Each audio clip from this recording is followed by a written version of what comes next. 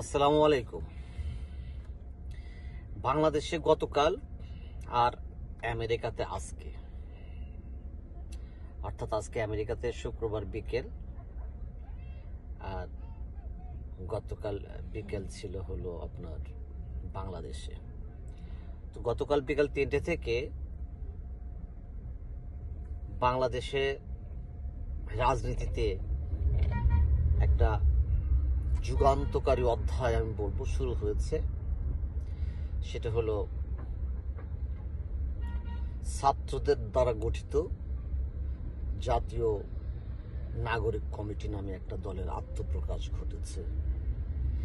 এই দলের আহ্বায়ক হিসেবে আছেন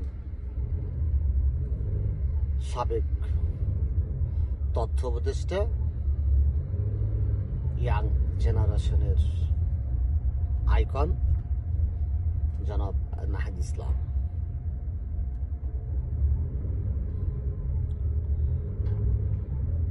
তো এই জাতীয় নাগরিক কমিটিতে নাহিদ ইসলাম ছাড়াও বৈষম্য বিরোধী ছাত্র আন্দোলনের অগ্রভাগে যারা ছিল তাদের মধ্যে অনেকেই আছে। দেখলাম হাসনাত আব্দুল্লাহ হয়েছেন দক্ষিণাঞ্চলীয় মুখ্য সংগঠক, সার্জিস হয়েছে উত্তরাঞ্চলীয় মুখ্য সংগঠক, এছাড়া আরো কয়েকজন আছে। যা হোক, সেগুলির নাম না বলি, সেটা আপনারা অনেকেই জানেন। এই সম্মেলনে প্রায় 2 লক্ষ লোকের সমাগম হবে বলে সূচনা দিয়েছিল সম্মেলন প্রস্তুত কমিটি থেকে। কিন্তু যতদূর জানা যায় বা দেখলাম বা অনেকের কাছে জিজ্ঞেস করে বুঝলাম, শুনলাম, আসলে 2 লক্ষ লোক তো হয়নি, লোক হয়েছে 70 থেকে 80। কেউ কেউ বলে বড় জোর 1 লাখ। ঢাকাতে ঢুকেছে প্রায় 500 বাস, আর ঢাকা থেকে অনেক লোক এসেছে। বাংলাদেশের বিভিন্ন প্রান্ত থেকেও অনেক লোকের সমাগম হয়েছে। তো আশা জাগানি একটা কথাই যে বাংলাদেশের রাজনীতিতে একটা রূপান্তর ঘটেছে। সেটা হলো ইয়াং জেনারেশন। এই সম্মেলনে যারা ছিল তারা বেশিরভাগই ইয়াং। এরা যুবকদেরকে বা ছাত্রদেরকে রাজনীতিতে আকৃষ্ট করতে পেরেছে। এটাই হলো তাদের বড় সফলতা। যা হোক, সেদিকে আর না যাই। এখন কথা হলো, এই ছাত্রগুলি তো তাদের কোনো তো ইনকাম নাই, রাইট? তাদের ইনকামটা কি?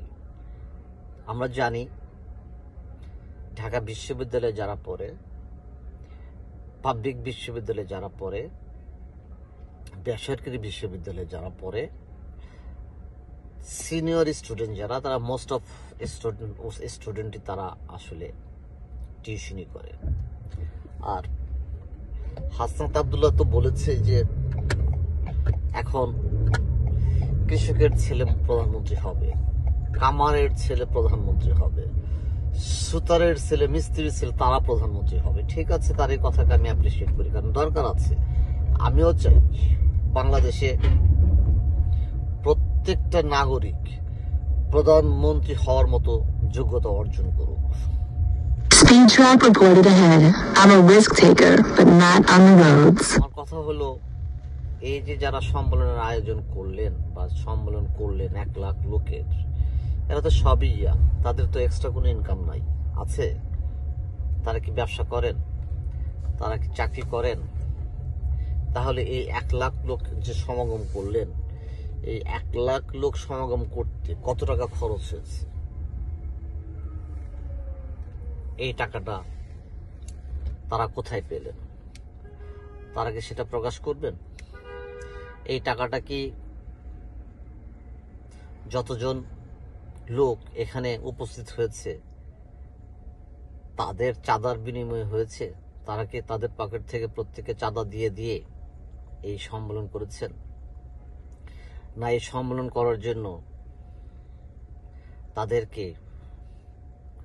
বিভিন্ন জনে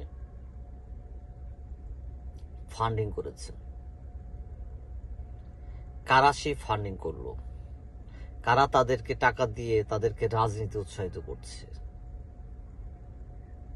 আচ্ছা, রাজনীতি উৎসাহিত করছে, বাচ্চাদেরকে রাজনীতি করাবে, ঠিক আছে, সেই লোকগুলি কারা?